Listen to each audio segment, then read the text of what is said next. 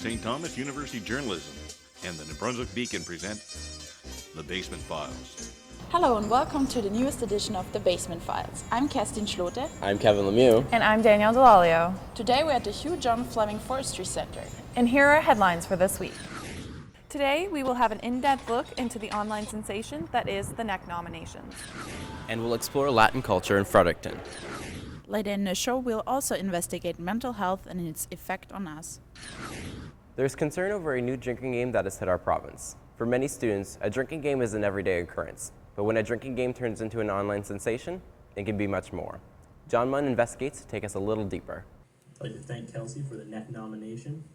I'd like to nominate Mike McDougall and Bridget Cormier. Thanks.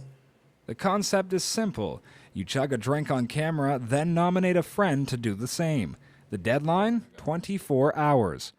This is the global phenomenon of NEC nominations, an online drinking game that has spread around the world since its humble beginnings in Australia earlier this year. But what began as an innocent online fad is quickly turning into a serious cause for concern among authorities across the globe. They have cited everything from underage drinking to alcohol poisoning as potential consequences. This concern has become especially relevant in the wake of 2 deaths in Ireland related to the new game. Fredericton has not by any means been excluded from the fad's worldwide poll, with differing opinions on the matter just as rampant as the trend itself. While University of New Brunswick student Alex McKenzie does not condone some of the behavior associated with NEC nominations, he himself was nominated and willingly participated. I do understand it can be an issue for certain people, especially if you get pressured into it. Definitely if you're in a residence, I mean, a lot of stuff happens like that. You get pressured into drinking.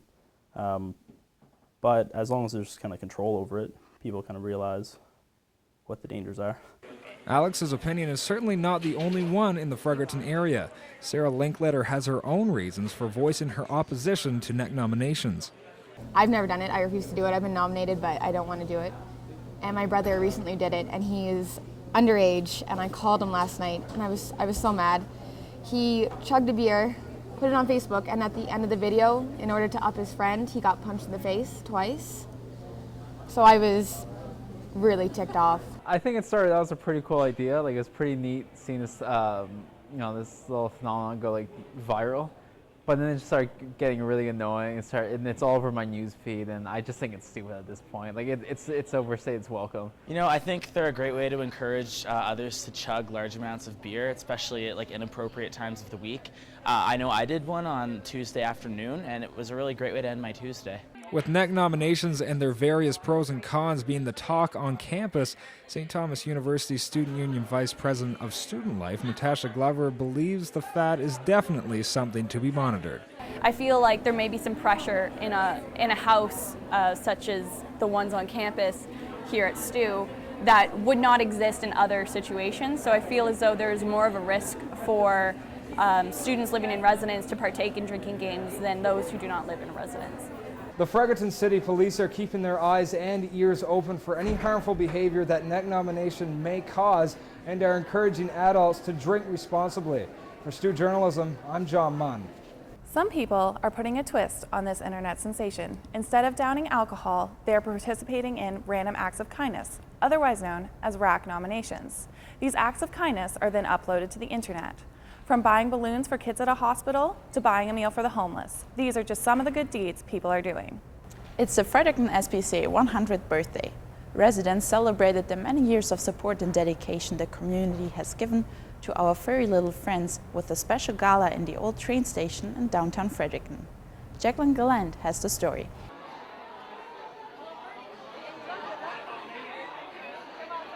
The Fredericton SPCA celebrated their 100th year anniversary in style on Thursday at the old train station on York Street with a wine tasting gala and a silent auction. Local animal lovers spent the evening sampling wine and bidding on gift baskets and paintings, with all proceeds going to the SPCA. Matt Stairs, local retired Major League Baseball player and ambassador to the Fredericton SPCA, was there to sign autographs and show his support. We've always been pet lovers. You know, my wife has always had animals her whole life.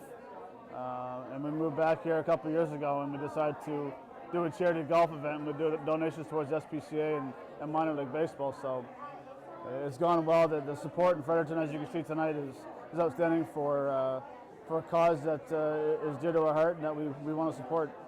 Guests were given a glass of white wine when they arrived and were told to walk around to each of the booths to try a mystery wine. They were given a list of wines and had to guess which one they were sampling at each table. Karen McGeehan is the Director of Marketing and Development for the Fredericton SPCA. She says they thought the wine tasting gala would be a great way to kick off their 100th year anniversary celebrations. It is a lot of fun. I don't get to be with the animals all the time because I'm usually out in the community, but the community has a strong bond with the Fredericton SPCA and all the animals, and so it's really an easy job because I don't have to sell the fur factor, it sells itself. Also on display at the gala was the new line of SPCA jewelry that was made in honor of the 100th year anniversary. We had a local artisan who offered to create a jewelry in our colors, and she got a discount from the beadnik. Her name is Jen McDonald. She's doing all the jewelry free of charge. So we got, she's making 100 sets for the 100th anniversary. So the pendant, the necklace, the earrings, and there's a bracelet that you can get. It's made out of freshwater pearls, Czechoslovakian crystals, and sterling silver. McGeehan says she is extremely pleased with the turnout to this event and is happy the community of Fredericton came together to donate and support the SPCA. For STU Journalism, I'm Jacqueline Gallant. It looks like there's more action on College Hill now that the UNB strike is over. Monday, February 3rd marked the first day of classes for UNB students after 3 weeks of striking. On Friday, the University of New Brunswick Senate approved the cancellations of March break to make up for lost time. Yet, no midterms or due dates are scheduled for that week. Classes are also extended until April 17th, with only one reading day for students to prepare for exams. On a positive note, students will be receiving a financial credit of up to $200 by the end of March. In 1926, historian Carter G. Woodson had the idea of honoring the accomplishments and contributions of Africans and African Americans to the American history. He chose the birthday week of abolitionist Frederick Douglass and President Abraham Lincoln. The celebration was called Black History Week and then became known as Black History Month. The Canadian House of Commons officially recognized February as Black History Month in December 1995. This year in Fredericton, the UNB Art Center is celebrating Black History Month with a special exhibition. The historical moments of Black Canadians in the Maritimes have been woven into handmade quilts. Corey Robichaud is at the UNB Art Center with more on the story. 25 handcrafted quilts line the walls of the UNB Art Center. Only one part of an exhibit called The Secret Codes, Contemporary African, Nova Scotian, Narrative and Picture Quilt, organized by the Black Artists Network of Nova Scotia. Members of the Vale Quilt Makers Association from New Glasgow, Nova Scotia, made the narrative quilts using their own designs in combination with the art and writings of Halifax curator David Woods. Each shows a brief snapshot of African Canadian heritage. Director of the UNB Art Center, Mary Malaise, noticed Fredericton was lacking ways to celebrate Black History Month, so she took it upon herself to help bring the exhibit to the UNB Art Center. This is my very first. Yeah, so I'm hoping to schedule it in. It's been hard for the community to sort of do this kind of thing. The library usually does something, and when I was starting the research for this, I just noticed there was like one little press release in the Gleaner, and that was it to mark Black History Month, you know. So I thought, well, there really needs to be something. We really need to do something here. The series was inspired by traditional African American quilting and the role it plays in the historic Underground Railroad. The Underground Railroad was a secret network of routes and safe houses that helped runaway slaves escape into Canada in the late 18th century. Those lucky enough to catch quilt maker Cecile Grant learned just how complex and creative the secret network truly was. She explained how slaves adopted drumming, dancing, singing, and symbols from their native cultures into secret forms of communication they used to organize their escape to freedom. However, it was the coded symbols and messages sewn into their quilts that let them carry secret maps that could be hung in plain sight or worn on one's shoulders on a cold night on the run. Not only did each block, pattern, and color holds special meaning, but also the way a quilt had been finished and knotted revealed important information, such as the distance to the next safe house. The sampler quilt holds the 15 major patterns that work together as a roadmap leading to the Canadian border and as guidelines for getting there safely. Longtime local Mary McCarthy was delighted by the exhibition, finding the quilts helped her recall fond memories of her family. Now that my mother has passed, I find I'm drawn to doing more quilts, so this was an exciting exhibit to come to. The exhibition has more than just quilts. Locals have the chance to see 2 reproductions of paintings by New Brunswick-born black artist Edward Mitchell Bannister, and also the King's Landing Leek Taylor collection, a series of artifacts that show the conditions slaves were confined to before slavery ended in North America. Reporting for St. Thomas Journalism, this is Corey Robichaud. Atlantic Canada's largest winter festival is winding down, but will not leave Fredericton quietly. Some of the city's best artists were on hand at the Boyce Farmers Market, creating works of art from blocks of ice. Sam Laidman was on the scene Saturday. None of the creators had ever worked with ice before, but that didn't stop them from putting on a great show for shoppers at the Boyce Farmers Market. Large crowds of observers came and went throughout the day as participants grinded, melted, sawed, drilled, and chipped away at blocks of crystal clear ice. Lisa Mason is a New Brunswick College of Craft and Design student. She came to the market to work with a new medium she wouldn't have otherwise had the chance to try. I have a little bit of experience with clay and things like that for sculpture, but that's the first time I've worked with ice. And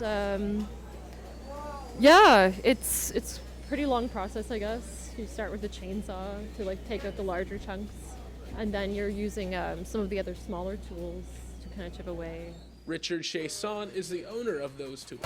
All of that He says he produced the event with Frostival and the Boyce Market to try and bring back an art form that has lost popularity in the Maritimes.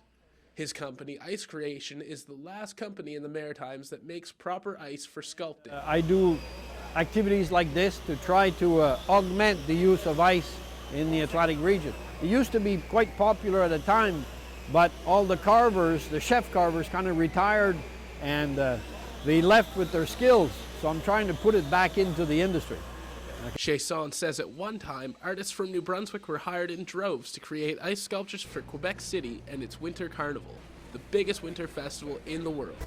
Event organizers want to see an even bigger turnout next year, which they hope will revitalize the craft that's all but gone missing from the Maritimes. From Boyce Farmers Market in Fredericton, for St. Thomas Journalism, this is Sam Laidman. Latin culture is dancing its way into Fredericton, and it's for a good cause. While singing and dining, the Multicultural Association of Fredericton and Breaking the Silence Network were raising money for scholarships and promoting human rights and education. Andrea Barcenas has the story.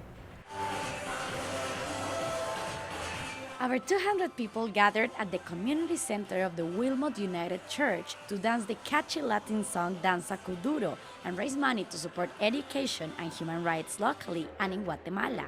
To the beat of the drums, Frederictonians took off their mittens and dressed up with Guatemalan colors and flavors last Friday night at Noche Latina. Executive Director of the Multicultural Association of Fredericton, Lisa Bamford, said the event raised more than $3,000 between ticket sales and the silent auction. I think overall it's just a really empowering experience for everyone involved. The money will be equally divided between Breaking the Silence Network, an organization that promotes education and human rights in Guatemala, and the Newcomer Scholarship Fund of the Multicultural Association. Thanks to last year's edition of Noche Latina, Hassan Yusuf had the opportunity to enhance his future. It was pretty good because, they cover pretty much some of my tuition, so I felt really good about that. Participants from all ages shared the multicultural atmosphere while enjoying traditional Central American food served by volunteers. Attendants were able to contribute to the cause by participating in the silent auction, which included a vast selection of international items like Costa Rican beer, the Brazilian World Cup soccer ball, and crafts from different countries around the world. The evening was full of rhythms and melodies, including the performance of the famous Mexican song El Rey, Latino dancing, and a singing performance by a talented 11-year-old Israeli girl.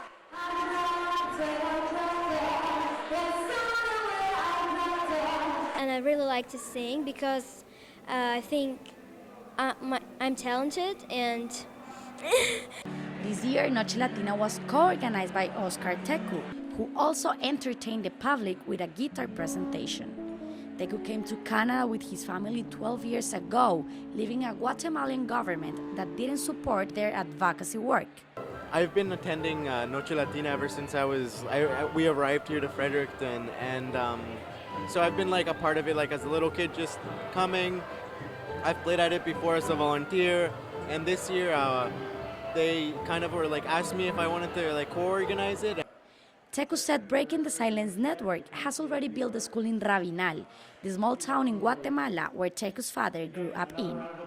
Noche Latina is an annual event organized in Fredericton since 1991, and tonight, the Maritimes edition of Breaking the Silence Network, in partnership with the Multicultural Association of Fredericton, have supported Guatemalans in their fight for social, political, and environmental justice.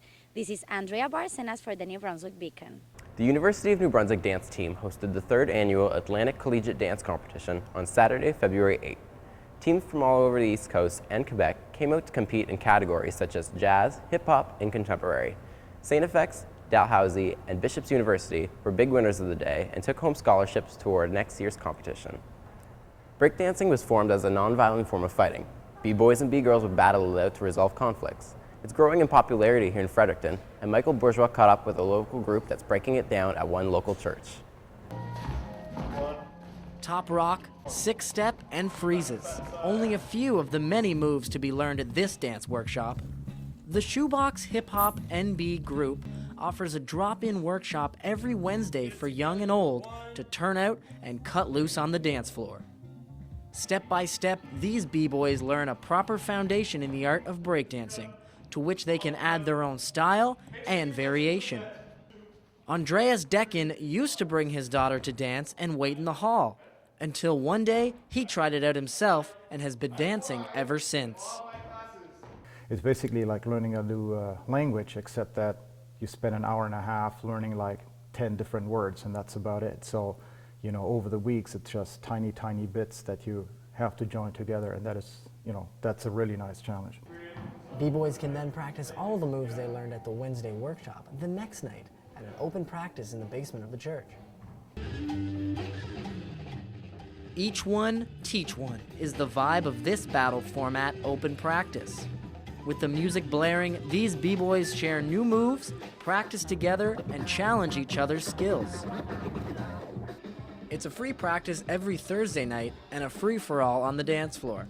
Tonight's practice had b-boys from ages 8 to 15 showing off their moves. Kyle Gartshore has been dancing for 11 years and is one of 2 instructors who teach workshops and run the open practices. So it's a very informal setup for the practice. It's very much kind of a creative lab. So we're doing kind of experimenting with dance moves, where you'll be able to gauge the reaction of the people around you, and as well as how much effort it takes for you to exert the move. The group will host Turn It Loose 2, a competition in April, while these b-boys and b-girls will continue to practice Wednesdays and Thursdays at the St. Paul's United Church. Michael Bourgeois, STU Journalism, Fredericton. Mental illness has been lurking in the shadows. Depression, along with other mental health issues, are finally being talked about in public. Bell Alliant has recently headlined this as the conversation about mental health has finally begun. Scott Hems has the details on how this illness has impacted people. For a long time, people had no idea what mental illness was. And now we know what it is, and there is a way to fight back. I think the biggest thing I think of when I think of mental illness is the stigma attached to it. It's a distortion in people's perception and how they think, how they are feeling. Anywhere from the schizophrenia to the bipolar disorders that are diagnosed, non-diagnosed, the depression that people deal with, the post-traumatic stress, anything at all that could really trigger a chemical imbalance in the brain that we commonly deal with. By all definitions, it's still an issue that is finally being talked about. Many people know about Kurt Cobain, who battled depression before committing suicide. Others may recall the death of Jovan Belcher, the National Football League player who took his girlfriend's life before taking his own. Another one-time NFL player, Paul Oliver, also took his own life, shocking the sports world. Everybody has a story involving mental illness. The UNB Student Union President, Ben Whitney, also has experiences battling depression. Within the span of about 6 months, I had my grandmother, who I was really close with, passed away after a kind of a battle with cancer, and a good friend of mine passed away a few months later. And after that, I kind of was not in a great place. Kind of stopped taking care of myself and gained like 40 or 50 pounds over the course of like 4 or 5 months. Lindsay Gallagher, the mental health champion at St. Thomas University, tells the story of a once suicidal client she had. Herself tried to slice her arm and was taken to the hospital. And unfortunately, the care that people get at the hospital when they have mental illness is not always the best.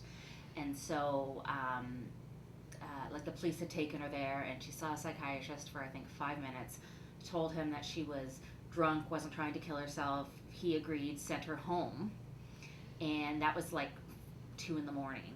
And at 9 a.m. in the morning, she called me to say goodbye. This is Miramichi, New Brunswick. 9 years ago, a mental health incident caused the entire city to go silent. July 2005, a cheerful teenager who no one suspected to have any type of mental illness took his own life at this very location. Recently, Bell Alliance raised funds by donating 5 cents anytime someone tweeted using the hashtag BellLet'sTalk, or any of their clients sent a text message. And I think Bell Let's Talk is a great example of that. I mean, I was blowing up Twitter and texting all day and just texting friends like 100 emojis, just like getting the text messages out.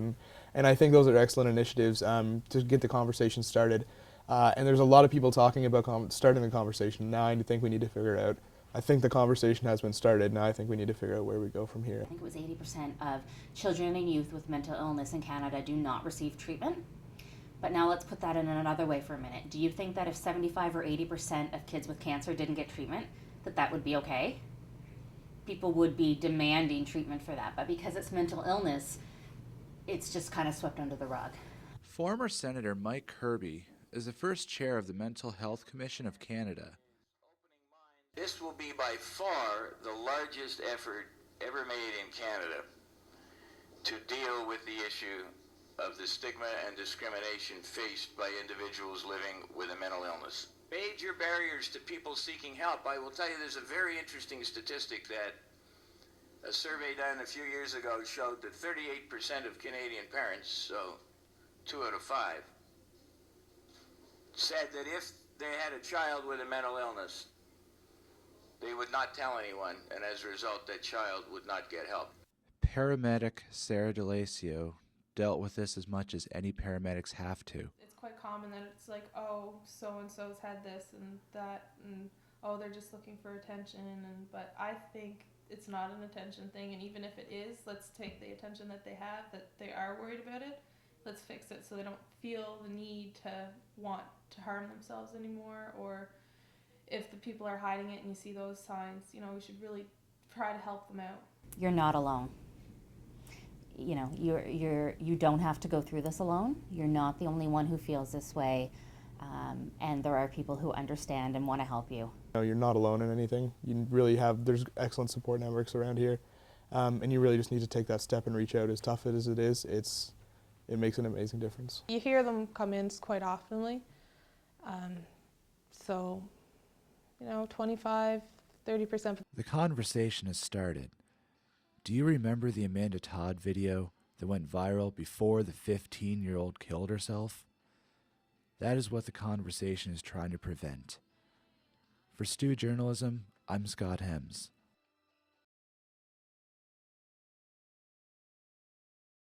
The Aiken Centre welcomed East Coast country artist Dean Brody on the 4th stop of his Canadian tour last Sunday. With the release of his new album, Crop Circles, Brody has been touring Atlantic Canada. Paige LeClaire has more. You say Deo, Deo, Deo, roll that barrel out. Some Frederictonians enjoyed the Super Bowl while others put on their cowboy boots and flannel shirts on Sunday night, singing along to East Coast's own Dean Brody. Brody, originally from Nova Scotia, is on his Crop Circles and Tractor Beams Canadian tour, just after his 4th studio album release date back in November. Well, I like Dean Brody because he sings about real world stuff. He's a country singer, that's why. Good old boys like us working on the farm and running big lifted trucks and drinking beer, that's about it. So, drinking beer and wasting bullets. Well, that's Luke Bryan, but who cares? We're out here to have a fun night. His latest single, Bounty, is Brody's 3rd gold-selling single, making him the first male Canadian artist to earn 2 #1 songs at country radio in Mediabase history. I bought a gun and made Shannon my wife. We jumped in a boxcar to old Mexico, where I ain't worth a penny of my bounty back home. No, I ain't worth a penny of my bounty back home. After 8 successful years of being on the country music scene, audience members joined Brody in call and answer to songs like Canadian Girls, a top hit with the girls, and It's Friday, originally sung featuring Great Big Sea's Alan Doyle. He's an amazing country artist. I just really like all of his songs. What's your favorite? Probably Canadian Girls. I really like Proud Canadian. And I think my favorite song is either Bounty or Canadian Girls, or It's Friday. That's a good one. On top of country music, Brody added a little Jamaican flavor to his set, singing Bob Marley's One Love, and what he likes to call mountain music, saying that mountain men were sexy.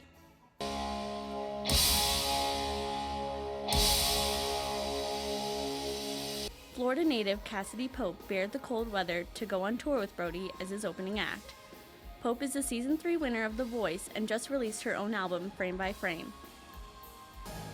Okay, so you're Dean Brody. Like Brody, she added a little flavor by singing her favorite artist's song, That Don't Impress Me Much by Shania Twain.